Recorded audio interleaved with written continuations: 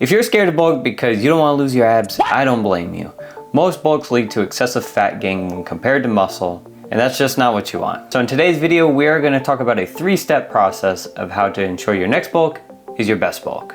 Step 1 is find the biggest guy in your gym and ask him for steroids.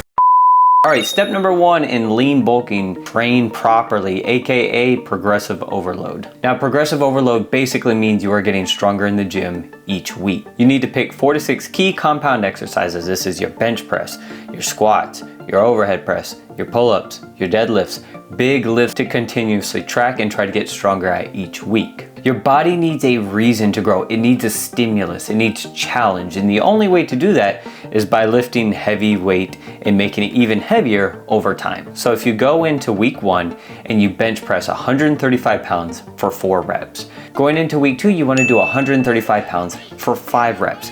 This ensures you are using those extra calories you are consuming to get stronger. Usually when I get to 6 reps on one of my compound movements, I bump up the weight between 5 or 10 pounds depending on the lift. So once I got to 135 pounds for 6 reps, I'm moving up to 140 and I'm starting the process over again. Just remember, progress won't always be linear. You are human after all, and you will have weeks where you either lose strength or you don't make much strength gains. Step number 2 is calories. The fastest way to ruin a lean bulk is by eating way too many calories. Contrary to belief, a bulk does not mean eat everything in sight. You only need about 250 to 300 extra calories to gain muscle. There are people who eat 1,000, 2,000, 3,000 calories more than their maintenance. Once they hit that 250, 300 calorie extra range, most of the rest is going to be going towards their body fat. Now, 250 to 300 extra calories a day is so easy to do. It could be an extra bowl of rice. It could be 2 scoops of peanut butter. People don't understand it's only a tiny amount that you have to eat over your maintenance to start growing. Now let's go ahead and look at a typical macro split. The most macronutrient you should be consuming is your carbohydrates. Your carbohydrates are so important during your bulking phase.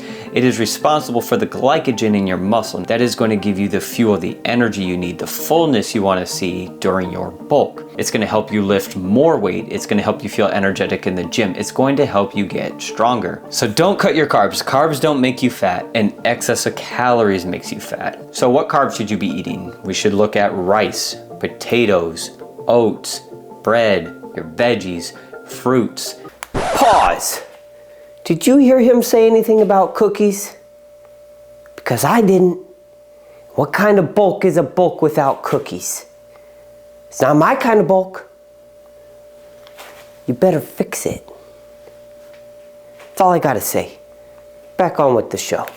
Protein. The next macronutrient is protein. Now, protein is extra important because it is responsible for repairing and growing your muscle tissue after you've broken it down. So what protein sources should you be eating? This is your lean meats, your chicken, your steak, your fish, your eggs, supplements like whey protein. It's one of my favorite things. That protein should be consumed all throughout the day, but I would argue the most important time to consume protein is after your workout. It doesn't have to be directly after. You don't have to take your protein shake to the gym. It will be okay if you wait to get home to drink your protein. The last macronutrient we need to talk about is your fats.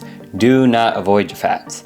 Fats will not make you fat. Again, an excess of calories will make you fat. Fats are responsible for your hormonal balance, your brain health, all kinds of good things. You don't want to avoid your fats. Now let's dive into recovery.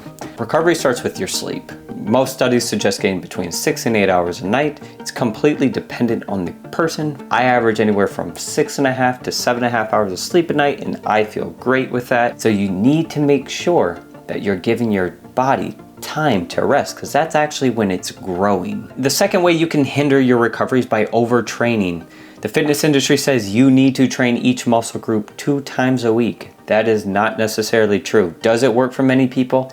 Absolutely, it works for many people. It worked for me for quite a few years, but I always felt drained. It wasn't until my daughter was born and I backed off the gym to 3 days a week that I discovered 3 days works better for me. And I was scared I was going to lose my gains, but I had the complete opposite effect. I got even stronger, I got even leaner, I got even bigger from only training 3 days a week because I was properly recovering finally at this point.